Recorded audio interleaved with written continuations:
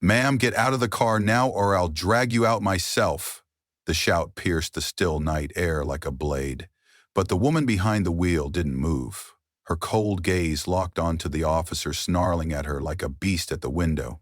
Officer Derek Mason, towering and authoritative, had no idea he had just threatened someone who could command 3,000 soldiers with a single word. And then, her response, quiet but unshakably firm, sent a chill racing down his spine. "Officer, you have no idea who you're dealing with." What Mason discovered next didn't just end his career, it shattered the very life he thought he controlled. His badge was stripped, his reputation destroyed, his accounts frozen, his own family turned away. The shadowy powers he once believed he stood above were now hunting him like prey in the dead of night. Everything he thought he held in his grip had turned to ash, all because of one fatal mistake, believing he had the right to command her. Colonel Sarah Washington had been driving through the quiet streets of Millbrook for exactly 7 minutes when she first noticed the patrol car in her rearview mirror. The digital clock on her dashboard read 7:15 p.m. as she maintained a steady 35 miles per hour through the residential zone, her hands positioned at 10 and 2 on the steering wheel. Military precision, even in civilian life. She'd just left a classified Pentagon briefing about upcoming congressional testimony, her mind still processing the weight of tomorrow's responsibilities. The manila folder on her passenger seat contained documents that could reshape police-military cooperation nationwide, but right now, she was just another driver trying to get home safely. Officer Derek Mason had been watching the sedan for 3 blocks, his 15 years of experience telling him something was off about the driver. In his mind, a black woman driving a late-model car through this upscale neighborhood at this time of evening fit a profile he'd learned to recognize. His partner, Officer Rodriguez, shifted uncomfortably in the passenger seat as Mason's commentary grew increasingly pointed. "Look at her, driving all careful and perfect. That's suspicious right there.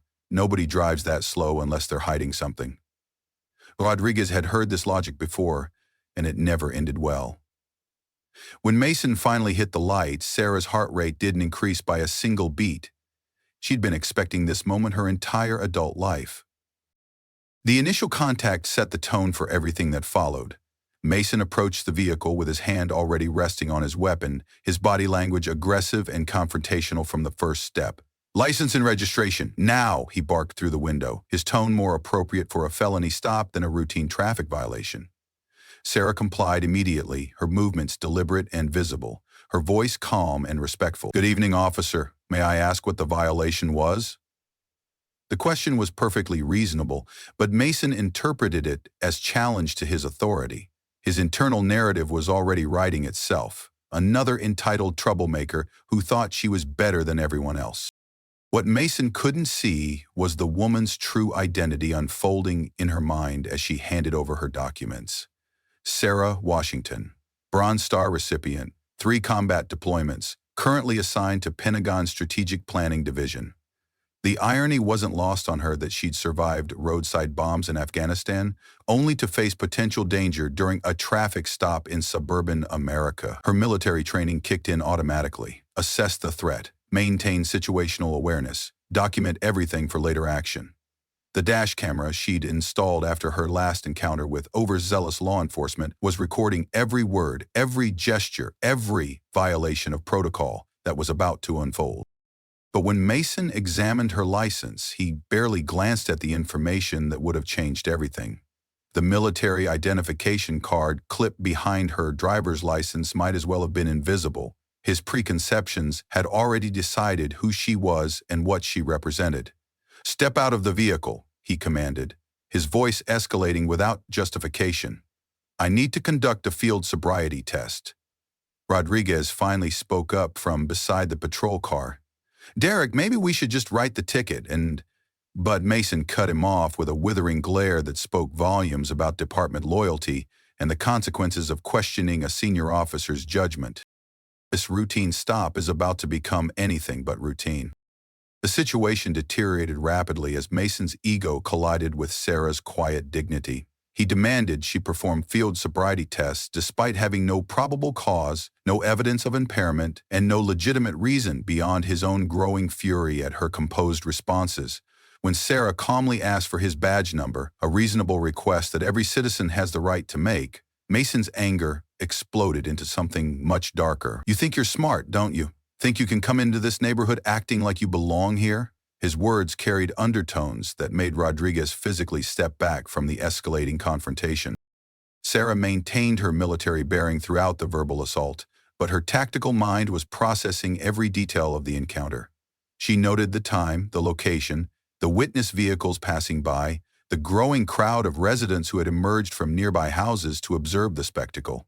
Mason's behavior was so far outside normal protocol that even civilian observers could recognize something was fundamentally wrong. When he ordered her to place her hands on the hood of her vehicle and spread her legs for a pat-down, Sarah complied without resistance, knowing that any physical response would be used to justify whatever escalation Mason had planned. The forced humiliation continued for nearly 20 minutes, with Mason conducting an unnecessarily intrusive search of both Sarah and her vehicle. He claimed to smell marijuana, an obvious fabrication that Rodriguez couldn't bring himself to corroborate. The searching hands were rougher than protocol required, crossing the line from professional procedure into deliberate degradation. Sarah endured it all with the same stoic composure that had carried her through military interrogation training, but inside she was cataloging every violation, every breach of protocol, every moment that would later become evidence in a case that would reshape how America thought about authority and respect. When Mason finds her military identification but dismisses it as fake military wannabe stuff, the irony deepens beyond anything he could imagine. The woman he's humiliating on the side of the road isn't just any soldier. She's currently overseeing a Pentagon investigation into police-military cooperation, scheduled to testify before Congress in less than 18 hours about the very issues his behavior exemplifies. As local residents continue recording the encounter on their phones, Sarah realizes this moment will become more than just another traffic stop gone wrong. It will become a case study in institutional bias that reaches the highest levels of government. But when Mason reaches for his handcuffs, Sarah makes a decision that will change everything. Sarah allows the handcuffing without resistance, but anyone watching closely would notice the subtle shift in her demeanor. Not defeat, but the quiet calculation of someone who has just decided that this injustice ends here, tonight, with her. Mason, drunk on his perceived power, has no idea he's just restrained someone whose phone calls can reach the Joint Chiefs of Staff, whose testimony tomorrow will influence billions in federal funding, whose network spans from Pentagon war rooms to congressional oversight committees. As he forces her into the back of the patrol car, Sarah's mind shifts from victim mode to strategic planning. This isn't just about personal justice anymore. During the ride to the station, Sarah exercises her constitutional right to a phone call, and Mason grants it with the smug satisfaction of someone who thinks he's about to watch another arrest fall apart when the suspect can't reach a decent lawyer. He assumes she's calling a boyfriend, a family member, maybe a public defender if she's lucky. Instead, Sarah dials a number that connects directly to a secure Pentagon emergency line, and her brief conversation uses language that would send chills through anyone who understood military protocols. Raven 7, Code Yellow. Immediate documentation and oversight required.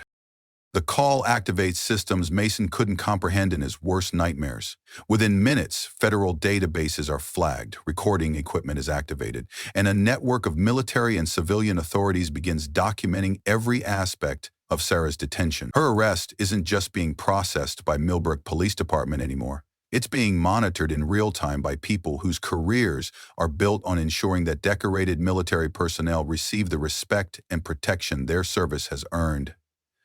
Mason thinks he's booked another routine collar, but he's actually triggered a federal response that will dissect every moment of this encounter with surgical precision. As Sarah sits in the holding cell with perfect military posture, other detainees immediately recognize something different about her. The quiet confidence of someone who has faced much worse situations and emerged victorious. She's not broken, not defeated, not even particularly concerned. She's gathering intelligence, observing procedures, and mentally preparing for what she knows will be a swift and decisive response to Mason's catastrophic error in judgment. Her calm presence in the cell is so pronounced that even the most hardened inmates find themselves straightening up, somehow sensing they're in the presence of legitimate authority. What Mason doesn't know is that his every word is being recorded by people who could end his career with a single phone call.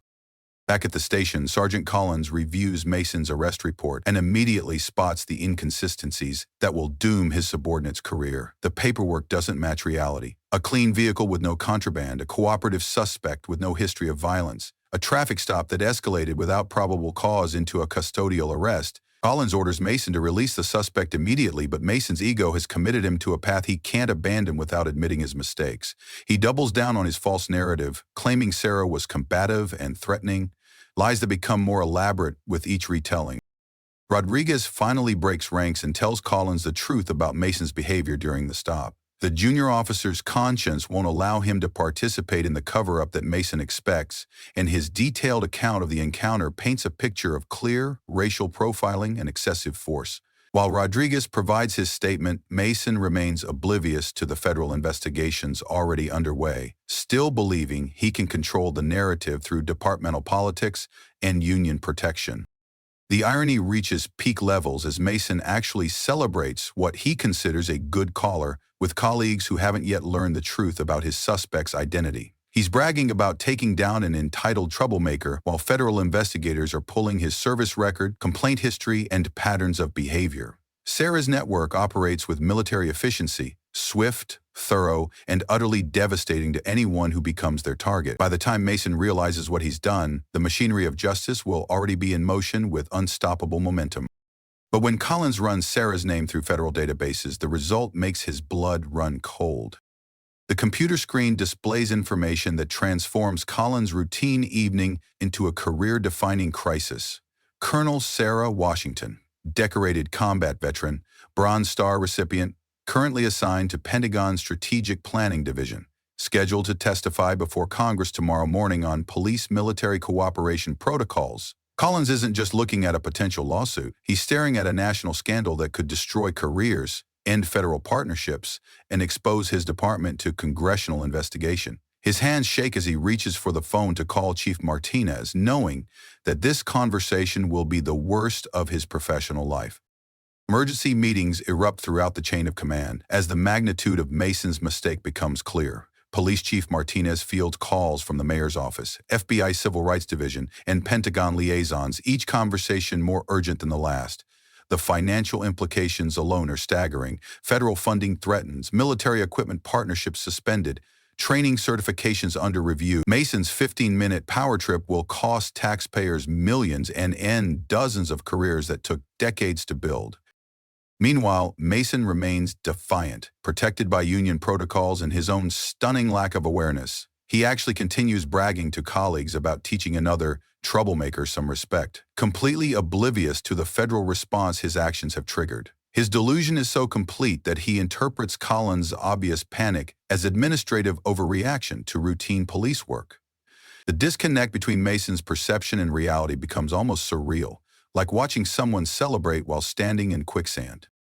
Sarah's release becomes immediate priority, but she declines to leave until her attorney arrives. Her lawyer isn't local counsel struggling with municipal court, it's Colonel James Mitchell from the Judge Advocate General Corps, a specialist in civil rights cases involving military personnel. When Mitchell arrives at the station in full dress uniform, the visual impact is devastating. Here stands everything Mason claims to respect about military service, defending someone he couldn't recognize as worthy of that same respect. When Sarah finally walks out of that cell, she carries with her the power to reshape entire institutions. Media coverage explodes within hours as the story spreads from local news to national headlines. Sarah's arrest becomes a viral symbol of everything wrong with American policing, but her military credentials give the story credibility with audiences who might otherwise dismiss police criticism. Conservative commentators find themselves defending a decorated war hero against obviously biased law enforcement, while progressive voices point to systemic issues that transcend individual cases. The narrative cuts across political lines because Sarah's authority is undeniable, her service record impeccable, and Mason's behavior indefensible. The first dominoes fall with devastating speed. Mason suspended pending federal investigation, Rodriguez cooperating fully with multiple agencies, Collins facing administrative review for supervisory failures. The police union, normally protective of member officers, realizes they're defending the indefensible and begins distancing themselves from Mason's case. Union lawyers quietly advise Mason to seek private counsel because organizational resources won't be wasted on such obvious misconduct. Sarah's public response demonstrates the strategic brilliance that earned her Pentagon assignment. She doesn't attack Mason personally or seek individual revenge. Instead, she addresses systemic issues, training failures, and accountability gaps that affect entire communities. Her calm, factual approach makes every word more powerful, and her military bearing transforms what could have been emotional testimony into devastating institutional critique. She understands that changing systems requires different tactics than winning battles. Federal investigations launch simultaneously from multiple agencies. FBI's Civil Rights Division opens criminal case. Pentagon Inspector General initiates military-civilian cooperation review. Congressional oversight committees schedule hearings on police accountability.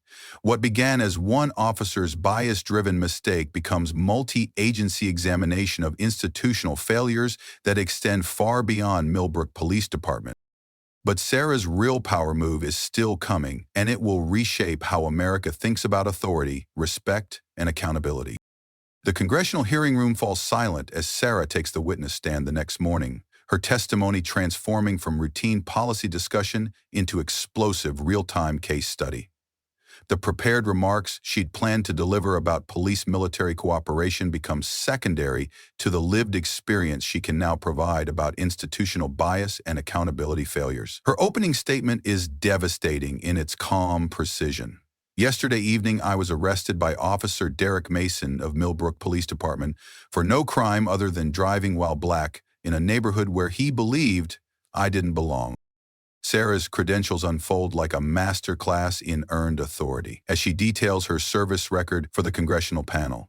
Bronze Star for Valor in Afghanistan, Purple Heart for wounds received in defense of American interests, 3 combat deployments protecting the freedoms that Mason claims to uphold. She's Pentagon strategic planner, congressional advisor on police reform, architect of military-civilian cooperation protocols, exactly the kind of expertise that could have improved Mason's training if his biases hadn't blinded him to her value. The committee members realize they're witnessing history, a decorated military officer providing first-hand testimony about police bias isn't theoretical policy discussion. It's explosive evidence of systemic failures that demand immediate attention. Sarah's strategic brilliance emerges as she transforms personal violation into policy catalyst, connecting individual bias to institutional problems, local incidents to national patterns, personal humiliation to systemic solutions that protect everyone.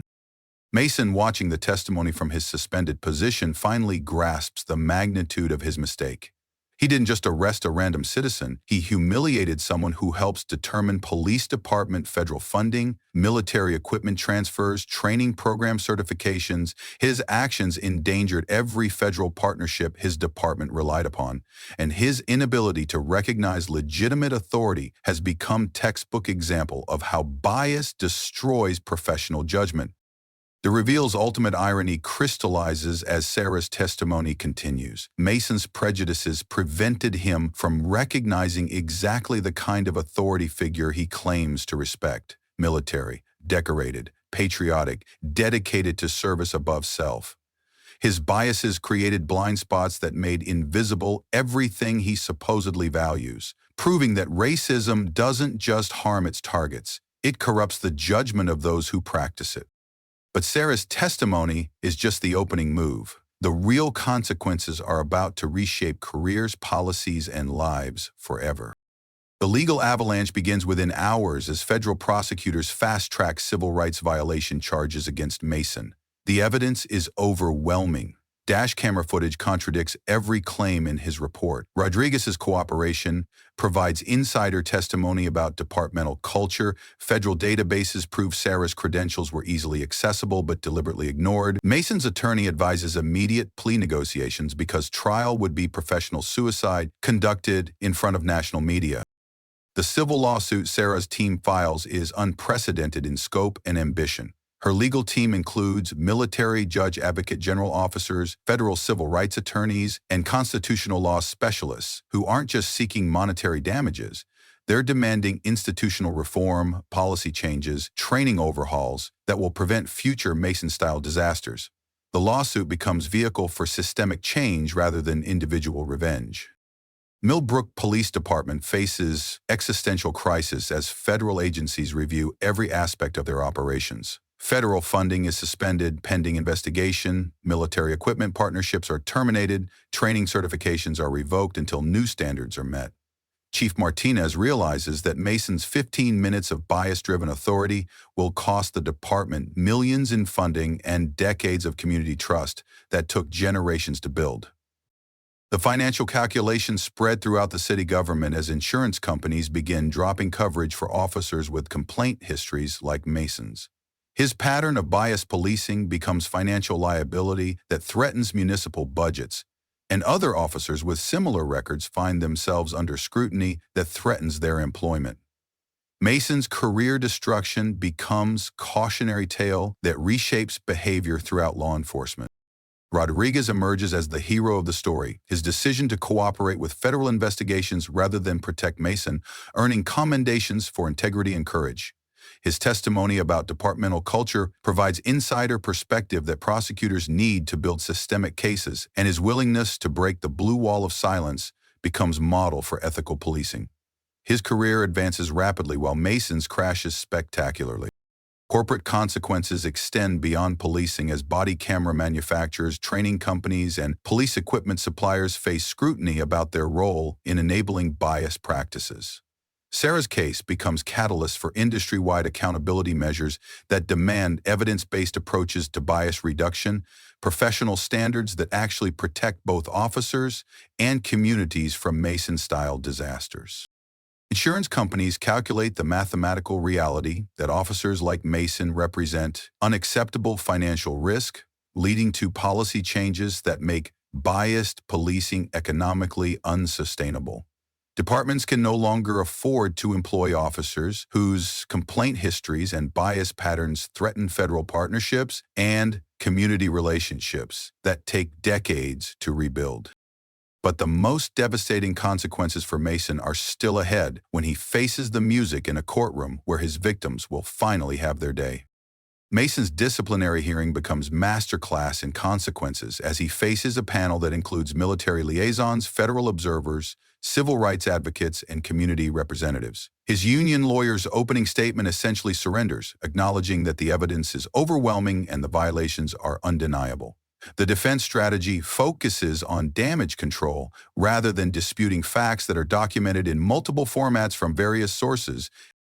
The evidence presentation is devastating in its thoroughness. Dash camera footage plays continuously showing Mason's escalating aggression. Rodriguez testifies about systemic bias within department culture. Previous complaint files document patterns of misconduct that were ignored by supervisors.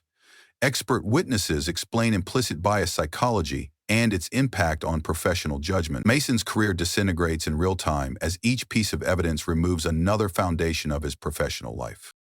Sarah attends as observer, her military bearing providing stark visual contrast to Mason's defeated posture. She doesn't need to speak. Her presence is testimony to everything he failed to recognize and respect, living proof that his biases blinded him to exactly the kind of authority figure he claims to support. The irony fills the room like smoke. The man who built his career on enforcing respect destroyed himself by failing to show it. Mason's attempted defense collapses under the weight of evidence and logic. His claims that he felt threatened by Sarah's calm composure sound absurd when played against video footage of her perfect compliance with his commands. His suggestion that her military bearing was suspicious reveals the depth of his bias and the poverty of his judgment. Each excuse makes him sound more disconnected from reality and less fit for any position of authority. The psychological evaluation reveals the extent of Mason's problems: deep-seated racial biases, authority issues with professional women, and fundamental inability to recognize legitimate power structures outside his narrow worldview. The expert's testimony isn't just about individual pathology. It's about institutional failures that allowed such obvious bias to flourish unchecked for 15 years. Community impact statements flood the hearing as previous victims empowered by Sarah's case come forward with similar stories. The pattern evidence destroys any claim that Mason's behavior was an isolated incident, instead revealing systematic abuse that affected entire communities over his career. Mason's individual case becomes window into broader problems that demand institutional solutions. But Sarah's ultimate victory isn't Mason's downfall. It's the lasting changes that will protect countless others from similar injustice. The Washington Protocol emerges from federal agencies as direct response to Sarah's case. New requirements that police databases flag military personnel during traffic stops, mandatory supervisor notification for veteran contacts, additional verification steps that prevent Mason-style errors in judgment. Her suffering creates systemic protections that will shield future service members from similar bias-driven treatment.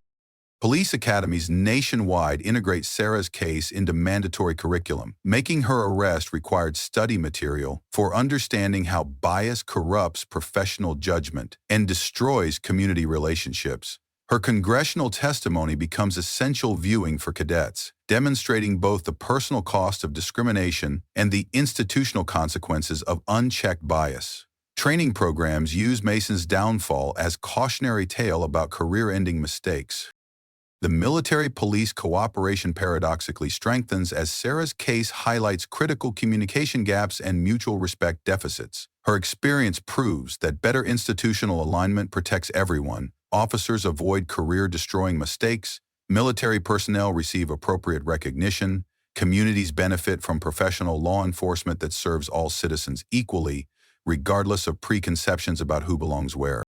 Corporate accountability follows as market forces drive reform where politics had stalled. Police equipment manufacturers must demonstrate bias reduction features in their products. Training companies face federal oversight of their curricula. Insurance providers require cultural competency certification for coverage. The financial incentives align with social justice goals in ways that create sustainable change. International implications spread as allied nations question American police training and military partnership integrity. Sarah's case becomes symbol of internal accountability that strengthens rather than weakens American global leadership, proving that addressing systemic problems enhances rather than diminishes national credibility and moral authority. The most powerful change is personal, how Sarah transforms trauma into triumph, creating legacy far beyond any single case. 6 months later, Sarah returns to the intersection where Mason arrested her, but now she comes as architect of the changes that followed rather than victim of the injustices that preceded them. The street corner bears a small commemorative plaque reading, "Washington Crossing, where courage met consequence," marking the spot where one woman's refusal to accept humiliation quietly triggered reforms that protect millions of Americans.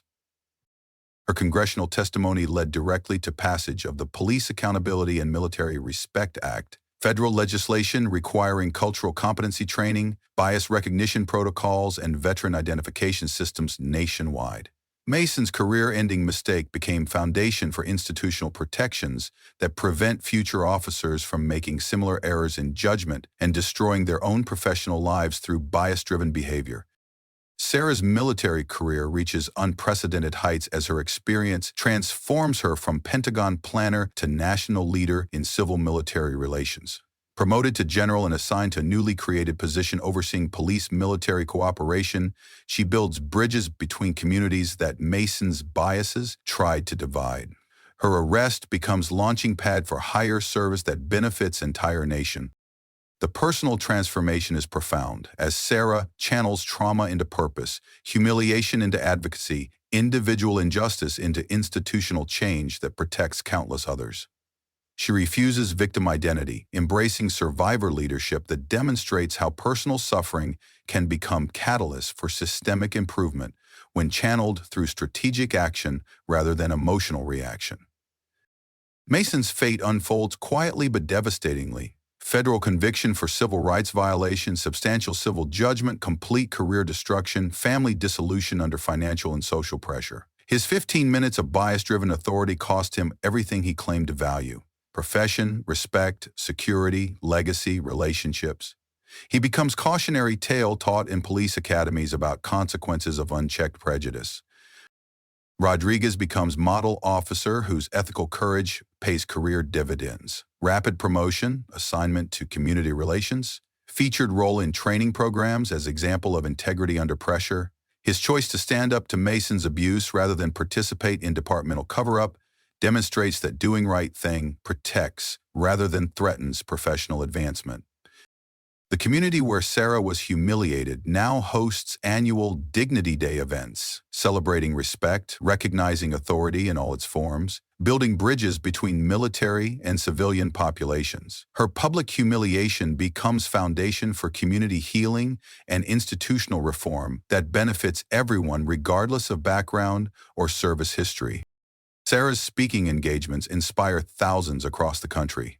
Military personnel learn to navigate civilian bias, police officers recognize authority beyond stereotypes, communities understand their power to demand accountability from institutions that serve them. Her story proves that individual courage combined with strategic action can reshape entire systems. The ultimate irony crystallizes perfectly. Mason's attempt to humiliate someone he perceived as powerless actually elevated her to national prominence and institutional influence far beyond what she might have achieved through normal career progression. His bias-driven attack became catalyst for her greatest professional achievements and most meaningful service to country. Real authority isn't about uniform or badge, it's about character, service, and courage to stand up for others who cannot stand up for themselves. Sarah possessed it from the beginning. Mason never understood what it actually looks like when divorced from his narrow stereotypes about who deserves respect and recognition. Sarah's story proves that power takes many forms, and the most dangerous people are those whose prejudices blind them to authority that doesn't match their stereotypes.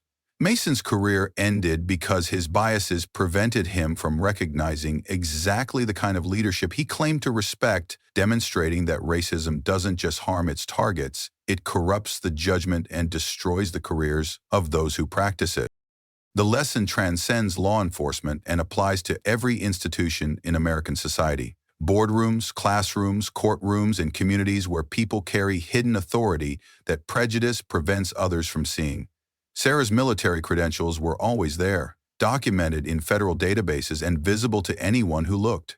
Mason's biases just made them invisible to him when recognition mattered most. Her case becomes permanent template for institutional change. Individual courage plus strategic action plus institutional support equals systemic reform that protects future generations. One person's refusal to accept injustice quietly becomes catalyst for protecting countless others who don't have her resources, connections, or platform for demanding accountability. The ripple effects continue expanding years later as every police academy teaches Sarah's law, the principle that respectful, professional interactions protect officers from career-ending mistakes while building community trust that benefits everyone. Her legacy lives in every bias interrupted, every stereotype challenged, every moment when authority is recognized regardless of the package it comes in. Coming next, the untold story of Rodriguez's transformation from silent bystander to whistleblower hero, and how his courage to break the blue wall of silence saved his career while ending Mason's. Plus, when Maria Santos gets pulled over by the same department 6 months later, she has Sarah's precedent and Rodriguez's protection. But will it be enough when the officer realizes she's the sister of his high school rival? Mason thought he was humiliating one woman during a routine traffic stop, but instead, he created a national symbol of dignity under pressure and strategic patience paying off in ways that reshape entire institutions. Sarah's ultimate message resonates across every community in America. Real power doesn't demand recognition, it earns respect through service and commands change through character.